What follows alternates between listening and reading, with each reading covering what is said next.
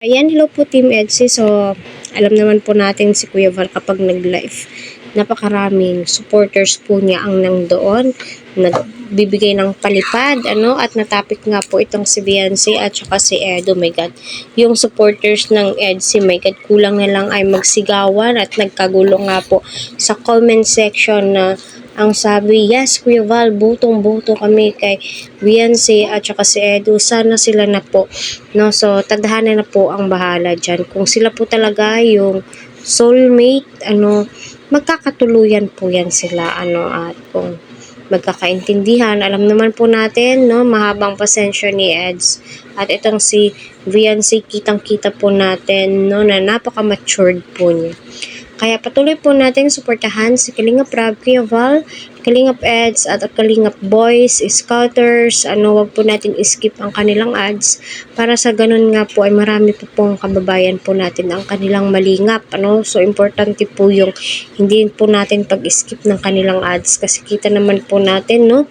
Grabe, kung magpabahay si Kalingap Rab, pulidong-pulido, napakaganda. My God, napakaganda nga po ng bahay ni Carla. Napakalaki.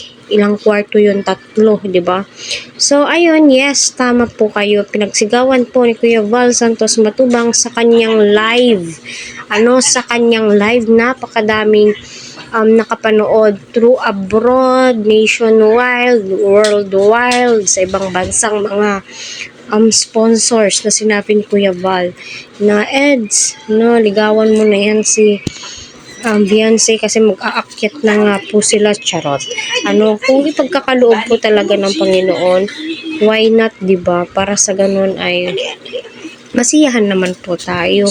At alam naman po natin, nasisiyahan naman po tayo sa mga ginagawa ng Team Edsy. Yung support po nila, grabe, napaka-solid. Lalong-lalo na po kapag si Kuya Val po yung susuporta, alam po natin, tatagal at tatagal po ito.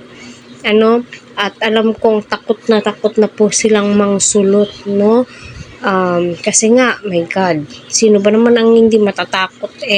Napaka-prangka ni Kuya Val, pinagsigawan nga sa live, kinumpara nga si Miss E at saka si Beyonce, ay napakalayo nga po talaga, Basta tayo, support lang po tayo, yun po ang pinaka-importante.